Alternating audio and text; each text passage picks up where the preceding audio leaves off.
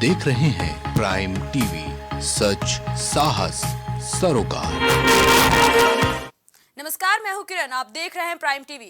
रुख करते हैं अब तक की 4 सबसे बड़ी खबरों की ओर, जहां पर सबसे बड़ी खबर तो देश की राजनीति से जुड़ी कह ले या फिर देश के सर्वोच्च सम्मान से जुड़ी कर ले, क्योंकि आज 3 भारत रत्न का ऐलान किया गया है। पीएम मोदी ने एक्स पर पोस्ट करते हुए 3 मरणोपरांत भारत रत्न का ऐलान किया। इन 3 लोगों में 2 पूर्व प्रधानमंत्री चौधरी चरण सिंह, पीवी नरसिम्हा राव और हरित क्रांति के जनक कहे जाने वाले एमएस स्वामीनाथन का नाम शामिल है। प्रधानमंत्री नरेंद्र मोदी ने तीनों शख्सियतों को देश का सबसे बड़ा नागरिक सम्मान देने की जानकारी सोशल मीडिया पर उनकी तस्वीरों के साथ शेयर की और पीएम की घोषणा पर चौधरी चरण सिंह के पोते और राष्ट्रीय लोकदल यानी आरएलडी के प्रमुख जयंत चौधरी ने लिखा कि दिल जीत लिया। आपको बता दें, 2014 में सत्ता संभालने के बाद से सरकार ने अब तक 10 भारत रत्न दिए हैं। गौर करने वाली बात तो यह है कि साल 2024 शुरू हुए अभी 1.5 महीने भी नहीं बीते हैं और अब तक 5 भारत रत्न देने का ऐलान किया जा चुका है, जिनमें 4 मरणोपरांत कर्पूरी ठाकुर, पूर्व प्रधानमंत्री चौधरी चरण सिंह, पीवी नरसिम्हा राव और एमएस स्वामीनाथन है और एक भाजपा के पुरोधा और वरिष्ठ नेता कहे जाने वाले लालकृष्ण आडवाणी का नाम इस लिस्ट में शामिल है। वहीं अब इस भारत रत्न के नामों का ऐलान होने के बाद राजनीतिक सुगबुगाहट भी बढ़ चुकी है। इस खबर से जुड़ी ज्यादा जानकारी लेकर हमारे सहयोगी अजय हमारे साथ जुड़ रहे हैं, क्योंकि लगातार इस भारत रत्न के ऐलान पर सवाल उठ रहा है।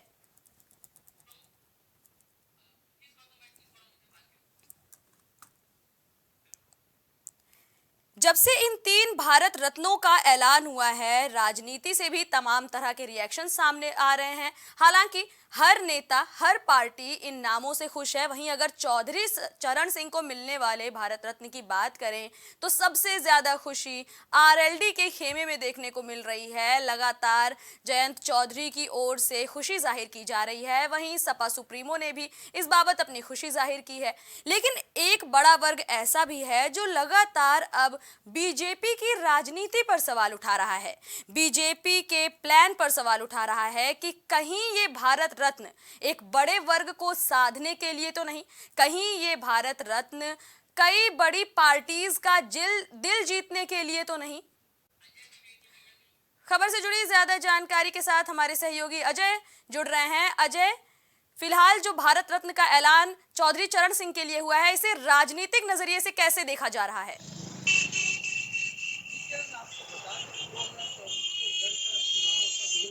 सबसे बड़ी बात निकल के आ रही, सभी पार्टी अपने अपने दावे कर रहे हैं, लेकिन ये बीजेपी का पीएम मोदी का मास्टर स्ट्रोक कहेंगे इसे, जहाँ एक तरफ से चौधरी चरण सिंह के साथ साथ उन्होंने 3 लोगों के नामों की घोषणा की जिनको भारत रत्न अवार्ड दिया जाएगा और ये बड़ी बात निकल के आई है कि चौधरी चरण सिंह को भारत रत्न दिया जाएगा। तो सबसे बड़ी बात यह है कि किसान आंदोलन जो पिछले दिन हुआ था उसके मद्देनजर ये बड़ी खबर है कि किसान आंदोलन के अगुवा भी रहे हैं चौधरी चरण सिंह और वो किसान नेता के रूप में ही जाने जाते हैं। तो चौधरी चरण सिंह को भारत रत्न लेने के पीछे बीजेपी का ये भी एजेंडा कि 2024 में बीजेपी किसानों के आंदोलन की बात जो कह रही है तो उसको लेकर वो अपने साथ महसूस करेगी उसको। जी, लेकिन अजय, जिस तरीके से मान लीजिए बीजेपी के एजेंडे में भले ही ये बात शामिल हो कि किसानों को खुश करने के लिए किसान नेता रहे चौधरी चरण सिंह को भारत रत्न का सम्मान दिया जाए, क्या सच में किसानों पर इस फैसले का असर देखने को मिल सकता है? ये बिल्कुल किरण, बिल्कुल आपको बता दें कि चौधरी चरण सिंह एक बड़े किसान नेता थे जो किसान आंदोलन और किसानों के हित की बात हमेशा करते रहते थे। खास करके पश्चिमी जो उत्तर प्रदेश का गढ़ है वो किसानों के आंदोलन की वजह से जाना जाता है। गन्ना उधर बहुत ज्यादा होता है तो ये माना जाता है कि गन्ना जो है आमतौर पर किसानों की मेन खेती में आती है। तो सबसे बड़ी बात आपको बताएं, जो पिछले दिनों आपने देखा होगा कि जो किसान आंदोलन हुए तो उसको लेके एक काफी बड़ा आंदोलन हुआ था जिसमें यहाँ तक कि बीजेपी या पीएम मोदी तक को जितना पड़ा था, उन्होंने फिर अपने पैर पीछे किए थे। तो ये जो भारत रत्न सम्मान है उनको देने के पीछे एक बड़ा एजेंडा ये है कि वो किसानों की हितैषी बन के पेश होना चाह रहे हैं। और आपको बताऊं कि सरकार का ये सीधा सा रुख है कि नौजवान और किसान को वो इस बार अपने एजेंडे में भी शामिल करना चाहते, तो इसके मद्देनजर ये भारत रत्न देना एक बड़ी बात होगी। जी अजय, आपसे ये भी जानना चाहेंगे कि किस तरह के रिएक्शन विपक्ष की ओर से देखने को मिल रहे हैं? जी, विपक्ष के रिएक्शन की बात करें तो बहुत सारी पार्टियों ने इसको भारत रत्न का तो विरोध नहीं है, ना ही चौधरी चरण सिंह का विरोध है, लेकिन ये जरूर है कि आरएलडी इसको अपने पक्ष में भुनाने पे लगी कि जैसे कि आपको बताते हैं जयंत चौधरी का जो अभी तक सपा गठबंधन के साथ एक मामला निकल के आ रहा था कि वो सपा के साथ रहेंगे, लेकिन अभी जो प्राइम टीवी के सूत्रों के अनुसार जो खबर है वो सीधे से ये जाता है कि बीजेपी के साथ वो जुड़ सकते हो। तो जयंत चौधरी अभी जो किसान नेता के अगुवा के रूप में पश्चिम से, और आरएलडी जो भी इसका अस्तित्व वो किसान नेता की वजह से या किसानों के आंदोलन की वजह से है, तो ये एक बड़ा झटका होगा समाजवादी पार्टी के लिए। तो आपको बताऊं भाई, समाजवादी पार्टी की तरफ से राम गोपाल यादव ने एक बयान भी दिया था कि पार्टी को इससे कोई फर्क नहीं पड़ता चाहे कोई रहे या जाए, लेकिन ये जरूर है कि ये समाजवादी पार्टी के लिए बड़ा झटका। वही बीजेपी का ये मास्टर स्ट्रोक है जो 2024 के रण में उनके काम आएगा। जी, ये जानकारी हमारे दर्शकों तक पहुंचाने के लिए आपका धन्यवाद अजय। अभी आपने सुना कि किस तरह से ये भारत रत्न ऐलान की जो घोषणा है वो बीजेपी की मदद कर सकती है दूसरे दलों को साधने में भी और किसानों के मन में जगह बनाने के लिए भी। लगातार किसानों की ओर से प्रदर्शन किया गया और ऐसे में किसान नेता के लिए जिस तरह भारत रत्न का ऐलान हुआ है, 2024 चुनाव में ही पता चलेगा कि बीजेपी का अगर ये एजेंडा था तो कहां तक बीजेपी को इसमें सफलता मिली है। उत्तराखंड के हल्द्वानी जिले में मौजूद बनभूलपुरा में गुरुवार को जबरदस्त हिंसा हुई। यहां सरकारी जमीन पर बने अवैध मदरसा और नमाज स्थल को ध्वस्त करने गई पुलिस प्रशासन और नगर निगम की टीम को घेरकर मुस्लिम समुदाय की भीड़ ने जमकर पथराव किया, तोड़फोड़ की, पास खड़ी गाड़ियों को आग के हवाले कर दिया। हालात इतने बेकाबू हो गए कि डीएम ने उपद्रवियों को देखते ही गोली मारने का आदेश तक जारी कर दिया। जिले में कर्फ्यू लगा है, इंटरनेट सेवा और स्कूल कॉलेज बंद हैं। हल्द्वानी में कब, क्या और कैसे हुआ, देखिए ये खास रिपोर्ट।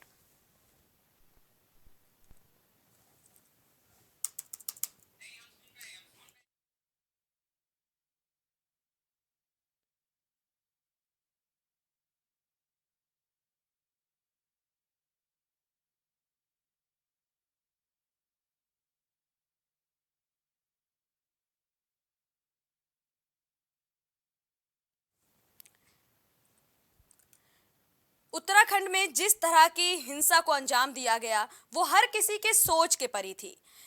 बनभूलपुरा क्षेत्र के मलिक के बगीचे में अवैध मदरसा और धर्मस्थल ढहाने गई थी पुलिस प्रशासन की टीम। हालांकि प्रशासन और सरकार का दावा है कि हाई कोर्ट से आदेश मिलने के बाद ये बुलडोजर की कार्रवाई हो रही थी, लेकिन बताया जा रहा है कि जैसे ही मौके पर बुलडोजर पहुंचा तुरंत ही यहां पर पुलिस और स्थानीय लोगों के बीच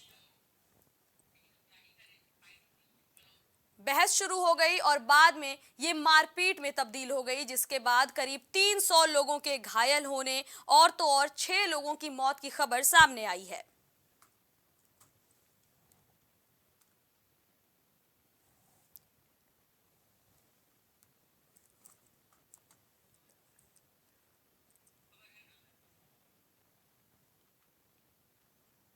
जानकारी के मुताबिक यहां उपद्रवियों ने पुलिस की जीप सहित तमाम गाड़ियों को आग के हवाले कर दिया था। 4 बजे मलिक के बगीचे के पास धर्मस्थल को ढहाने पुलिस प्रशासन और नगर निगम की टीम पहुंची थी, लेकिन अचानक ही लोगों में काफी ज्यादा गुस्सा बढ़ गया, लोग भड़क गए और पुलिस पर पथराव किया, जिसके बाद पुलिस टीम और नगर निगम की टीम को तीनों ओर से घेर लिया गया। पथराव के बीच ये भी बताया जा रहा है कि लोगों ने जेसीबी भी तोड़ दी थी।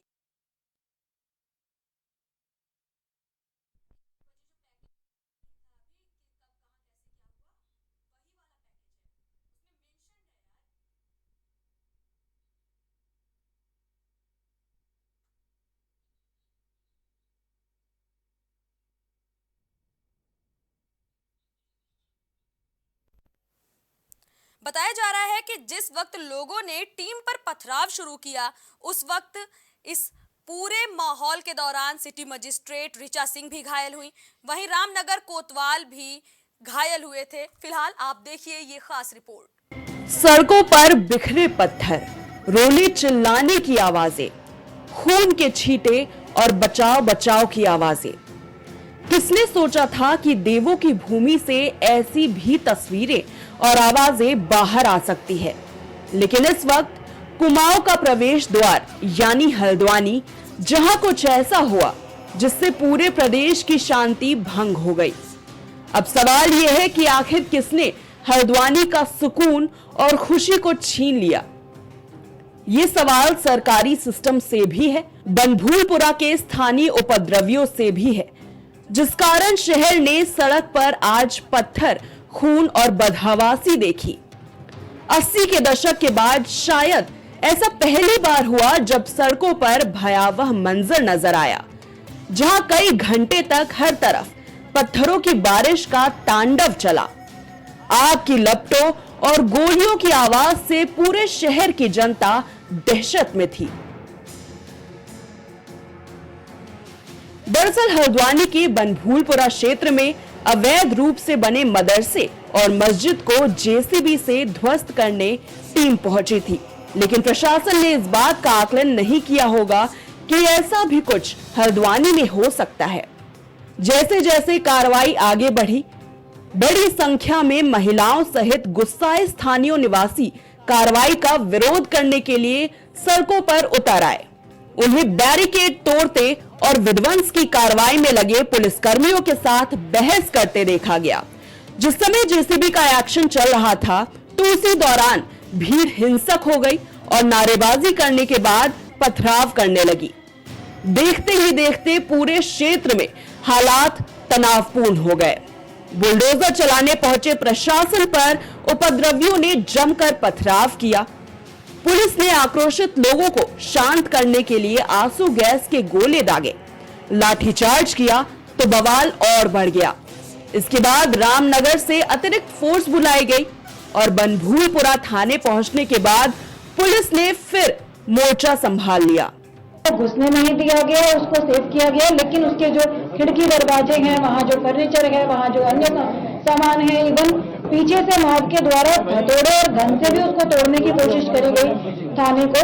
तो वो एक नुकसान है। उसके अलावा जितने भी हमारे व्हीकल थे, एडमिनिस्ट्रेशन की जितनी गाड़ियां थी, वहाँ पर जो नगर निगम की जेसीबी थी, वहाँ की जो हमारे अधिकारी कर्मचारी जिन बाइक्स और व्हीकल्स के माध्यम से वहां गए थे, उनको जलाया गया है। इस घटना के बाद हल्द्वानी के लोगों को इस जख्म से उभरने में कई साल लगने वाले हैं, लेकिन अब आपको इस पूरी हिंसा की टाइमलाइन बताते हैं कि आखिर कब, कैसे, क्या हुआ। हल्द्वानी हिंसा में क्या हुआ। 3 बजे अतिक्रमण हटाने पहुंचने लगी टीम। 4:23 पर टीम पुलिस फोर्स के साथ रवाना हुई। 4:30 बजे टीम मालिक के बगीचे में पहुंची। 4:40 पर लोग अतिक्रमण स्थल पर जुटने लगे। 4:42 पर लोगों ने विरोध शुरू किया।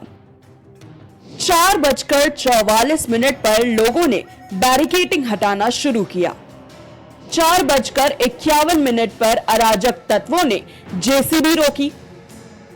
4:55 पर हंगामा और पत्थरबाजी शुरू हुई। 5:17 पर अतिक्रमण तोड़ने की कार्रवाई शुरू। 5:20 पर लोगों ने जेसीबी तोड़ी। 5:24 पर प्रदर्शनकारियों पर आंसू गैस के गोले दागे गए। 5:35 पर उपद्रवियों ने वाहनों में आग लगाई। 5:54 पर पुलिसकर्मी घायल हुए। 6:30 बजे उपद्रवियों ने थाना फूका।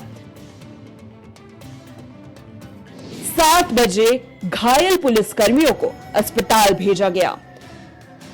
7:30 पर सीएम ने दंगाइयों को गोली मारने के आदेश दिए।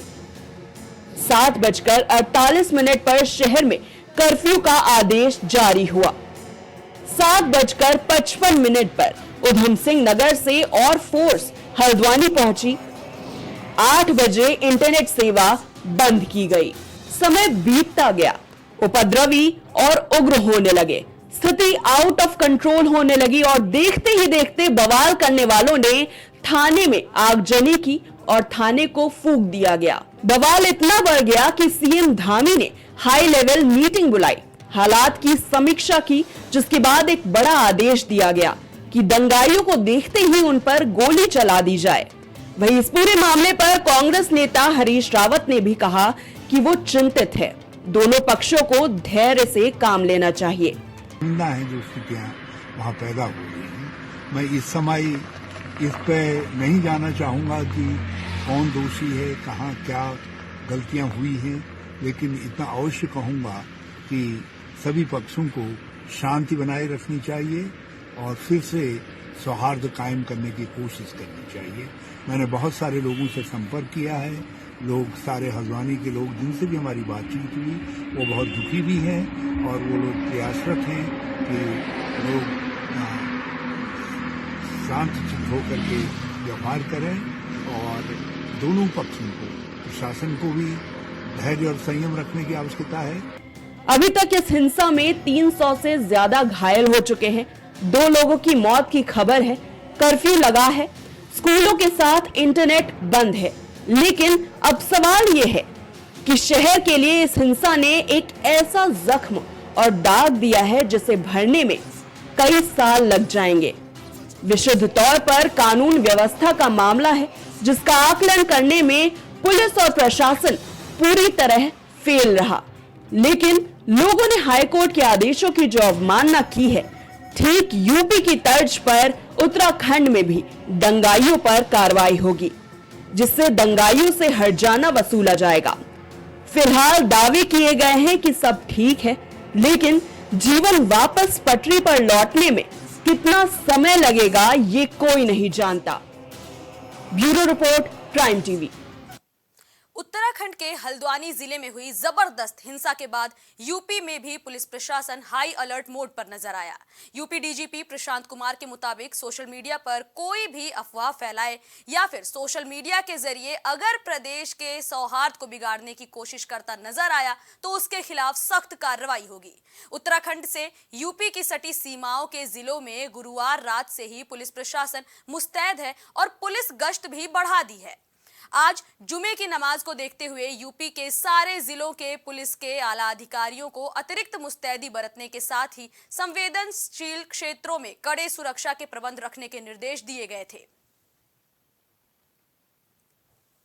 उत्तराखंड के हल्द्वानी में जिस तरह से हिंसा देखने को मिली, वहां पर 300 से ज्यादा पुलिसकर्मी और नगर कर्मी के जो घायल होने की सूचना है, इसके साथ ही 3 लोगों की मौत की जो सूचना आई, उसके बाद से हल्द्वानी में जिस तरह से कर्फ्यू का पूरा माहौल देखने को मिल रहा है, इसके साथ ही वहां पर डीएम के साफ तौर से निर्देश हैं कि दंगाइयों को देखते ही गोली मारें। इसके साथ ही जो दंगाई हैं उनकी भी आ रही है। लेकिन हल्द्वानी की अगर घटना की बात की जाए तो उसके बाद से यूपी भी हाई अलर्ट पर है। मुख्यालय से डीजीपी ने इस मामले को लेकर के आदेश दिया और उस आदेश के बाद उत्तराखंड से जो सटे इलाके हैं उन सभी जगहों पर पूरी तरीके से पुलिस की सतर्कता बरतने के निर्देश दिए गए हैं। वहीं अगर बात की जाए यूपी के जो और जिले हैं, क्योंकि यूपी को भी पूरी तरीके से हाई अलर्ट मोड पर रखा गया है, सभी पुलिस कर्मियों को निर्देश दिए गए हैं कि जिस तरह से जुमे की नमाज के दिन सभी लोग एक जगह पर इकट्ठा होते हैं तो उस दौरान वहां पर खास तौर से निगाह रखी जाए। आप लखनऊ की ये तस्वीर देख रहे हैं, टीले वाली मस्जिद पर है, जहाँ पर खुद पुलिसकर्मी यहाँ पर तैनात हैं। इंस्पेक्टर रैंक के जो अधिकारी हैं वो यहाँ पर पूरी तरीके से तैनात हैं। इसके साथ ही अगर बात की जाए पुलिस अफसरों की, तो वो भी समय समय पर पूरी तरीके से मॉनिटर कर रहे हैं और हर जगह क्षेत्रों में पूरी तरीके से खुद निगरानी कर रहे हैं। अगर बात की जाए जिस तरीके से यूपी हाई अलर्ट को लेकर के कहा गया है, तो इस मामले को लेकर के डीजीपी ने भी साफ तौर से निर्देश दिए हैं कि अगर किसी तरह की कोई हिंसा होती है या फिर किसी तरह का भड़काऊ बयानबाजी होती है तो उन सभी मामलों को लेकर के पूरी तरीके से सख्त कार्रवाई की जाएगी। लेकिन अगर बात की जाए जिस तरीके से यूपी हाई अलर्ट पर रखा गया, तो उस हाई अलर्ट को लेकर के साफ तौर से कई निर्देश भी दिए गए। इसके साथ ही पूरी तरीके से सोशल मीडिया पर भी निगरानी की जा रही है, क्योंकि सोशल मीडिया पर कई ऐसे वीडियो भी जिस तरह से वायरल होते हैं जिसको लेकर हिंसा का माहौल होता है, तो उन सोशल मीडिया अकाउंटों पर भी खासतौर से निगाह रखी जा रही है। सोशल मीडिया पर किसी तरह की कोई भी ऐसी भड़काऊ वीडियो आती है तो उसके खिलाफ भी कानूनी कार्रवाई करने की बात कही गई है। फिलहाल जिस तरीके से अलर्ट की जो व्यवस्था देखी जा रही है, पुलिस फोर्स मौके पर खुद मौजूद है, क्योंकि टीले वाली मस्जिद के एक बार फिर से हमको तस्वीर दिखाएंगे। यहाँ पर उन तस्वीरों को एक बार फिर से देखिए कि किस तरीके से यहाँ पर पुलिस फोर्स पूरी तरीके से अलर्ट मोड पर, क्योंकि जो भी यहाँ से आएगा जाएगा वो पुलिस घेरे को देखते हुए पूरी तरीके से निकलेगा। और अगर किसी तरह का भी भड़काऊ बयानबाजी की जाती है तो जाहिर सी बात है उसके खिलाफ कार्रवाई भी की जाएगी। फिलहाल अब जिस तरीके से जो सख्ती बरती जा रही है, सोशल मीडिया अकाउंटों पर भी निगाह रखी जा रही है, तो उन सभी मामलों को लेकर के साफ तौर से निर्देश दिए गए हैं। अगर किसी तरह की भी कोई भी ऐसी स्थिति पाई जाती है या फिर भड़काऊ बयानबाजी भी देखी जाती है तो उसके खिलाफ भी सख्त कार्रवाई की जाएगी। वीडियो जर्नलिस्ट नीरज के साथ मोहम्मद कलीम, प्राइम टीवी, लखनऊ। उत्तराखंड के हल्द्वानी में जिस तरह से हिंसा देखने को मिली, वहां पर 300 से ज्यादा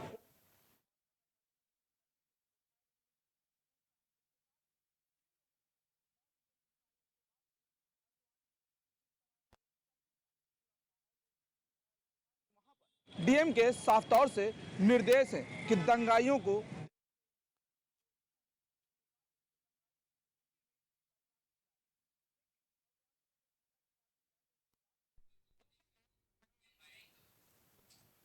यूपी में विधानमंडल बजट सत्र के दौरान अचानक केंद्र सरकार ने पूर्व प्रधानमंत्री चौधरी चरण सिंह के साथ ही 3 भारत रत्न का ऐलान कर दिया। इसके बाद कई नेताओं की प्रतिक्रिया सामने आने लगी।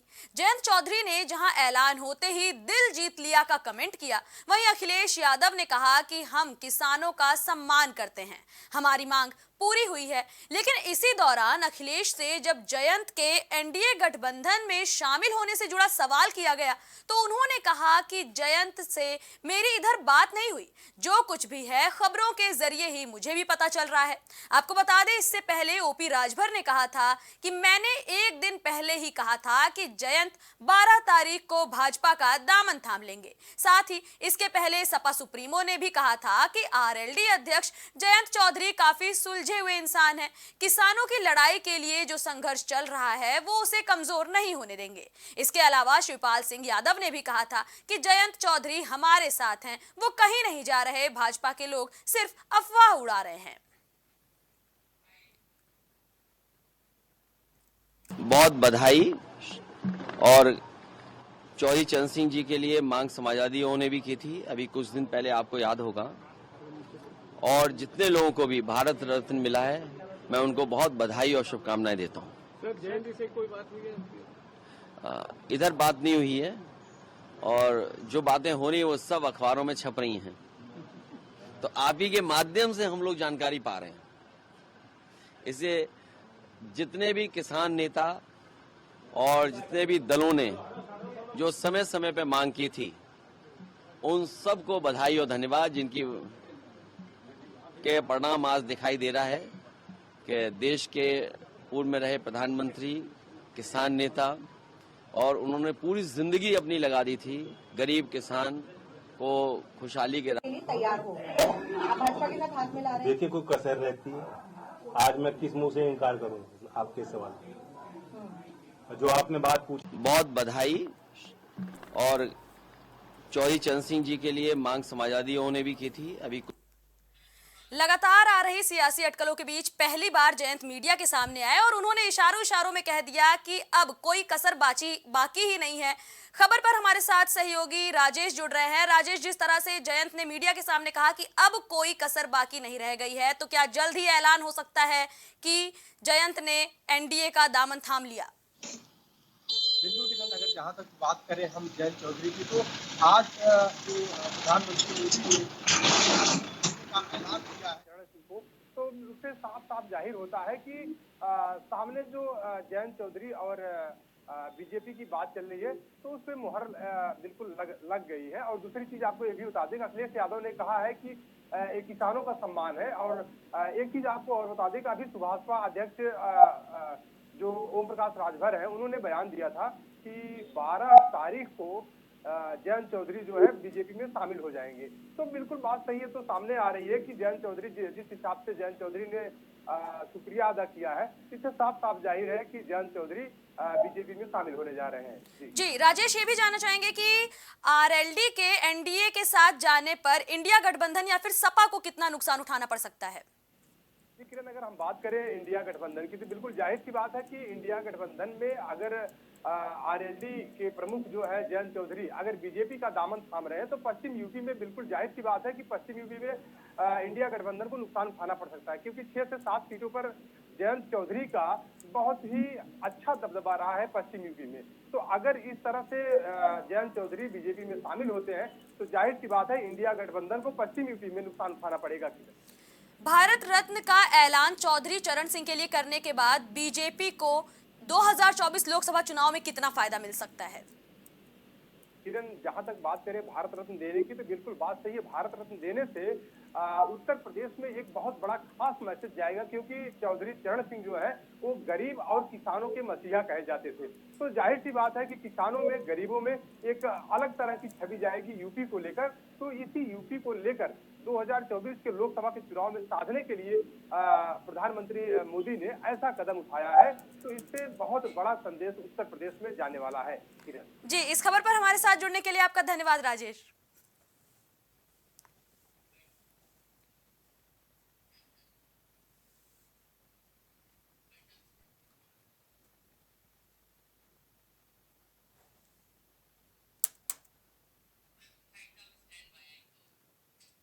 फिलहाल 4 बड़ी खबरों में इतना ही। देश दुनिया से जुड़ी तमाम खबरों के लिए बने रहिए प्राइम टीवी के साथ। कुछ भाव पुष्प। आप देख रहे हैं प्राइम टीवी, सच साहस सरोकार। प्रधानमंत्री श्री नरेंद्र मोदी का संकल्प है कि देश का हर नागरिक पोषित, सशक्त और समर्थ बने। जब पूरा विश्व इस सदी की सबसे बड़ी महामारी कोविड-19 से जूझ रहा था, उस दौरान प्रधानमंत्री श्री नरेंद्र मोदी जी के नेतृत्व में भारत सरकार ने प्रधानमंत्री गरीब कल्याण अन्न योजना का संचालन कर देश के गरीबों की खाद्य सुरक्षा सुनिश्चित की। इसी संवेदनशीलता को जारी रखते हुए आज 80 करोड़ से भी ज्यादा लोगों को मुफ्त अनाज दिया जा रहा है। सभी को अनाज, पोषित समाज।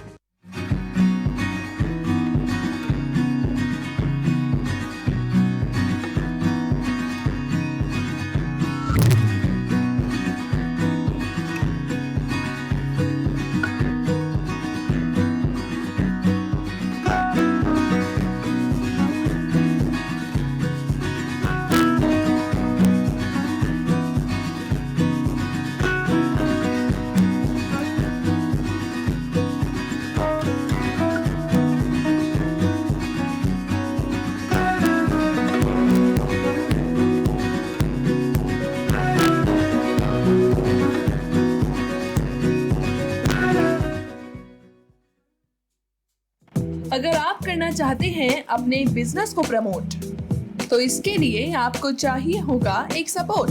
बेहतर स्क्रिप्ट, शानदार ग्राफिक्स, बेहतर विजुअल, दिखाएंगे कमाल, जानकारी पहुंचेगी जन जन तक, आपका काम करेगा धमाल। इन सभी चीजों के लिए अब ना हो परेशान। Brand promotion, motion designing and video editing, 2D और 3D animation, television telecasting, social media works, script writing जैसे कामों के लिए आज ही कांटेक्ट करें 9267925186 पर। इसी के साथ ही आप हमें जीमेल भी कर सकते हैं vikasproduction.gfx@gmail.com पर।